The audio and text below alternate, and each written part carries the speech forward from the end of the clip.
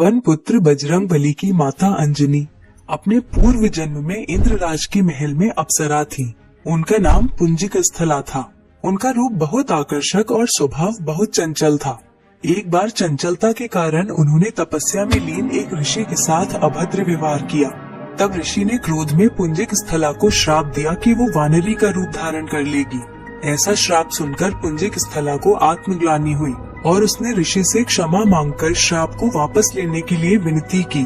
तब ऋषि ने दया भाव से कहा कि तुम्हारा वानर रूप भी परम तेजस्वी होगा और तुम एक बहुत ही कीर्तिवान और यशस्वी पुत्र को जन्म दोगी। तीन ऋषि से श्राप मिलने के पश्चात एक दिन पुंजिक स्थला से इंद्रदेव ने मनचाहा वरदान मांगने के लिए कहा। तब पुंजिक स्थला ने इंद्रदेव से आग्रह किया कि यदि संभव हो तो वो उसे ऋषि द्वारा दिए गए श्राप से मुक्ति प्रदान करे। इंद्रदेव के पूछे जाने पर पुंजिक स्थला ने बताया कि मुझे प्रतीत हुआ कि वो ऋषि एक वानर है और मैंने उन ऋषि पर फल फेंकना शुरू कर दिए, परंतु वो कोई साधारण वानर नहीं अपितु परम तपस्वी साधु थे। मेरे द्वारा तपस्या भंग होने के कारण उन्होंने मुझे श्राप दिया कि जब भी मुझे किसी से प्रेम होगा तो मैं वानर का रूप धारण कर लूंगी। मेरा ऐसा रूप होने के बाद भी उस व्यक्ति का प्रेम मेरे प्रति कम नहीं होगा। इंद्रदेव ने पूरा वृत्तांत सुनने के पश्चात कहा कि तुम्हें धरती पर जाकर निवास करना होगा। वहाँ तुम्हें एक राजकुमार से प्रेम होगा जो तुम्हारा पति बनेगा।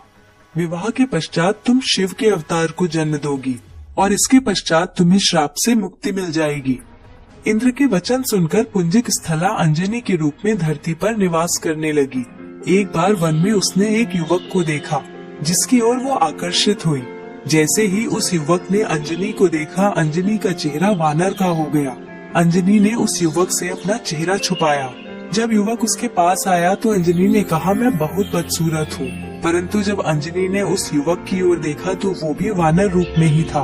उस युवक ने बताया कि मैं वानर राज केसरी हूँ और जब चाहूँ तब मनुष्य रूप धारण कर सकता हूँ।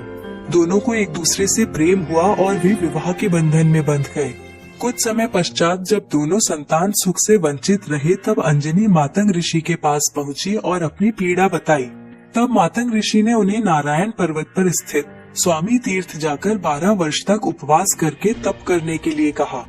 इस प्रकार वायुदेव ने अंजनी की तपस्या से प्रसन्न होकर वरदान दिया कि तुम्हें अग्नि, सूर्य, सुवर्ण, वेद वेदांगों का मर्मज्ञ और बलशाली पुत्र प्राप्त होगा। यह वरदान प्राप्त होने के पश्चात वे शिव जी की तपस्या करने लगी।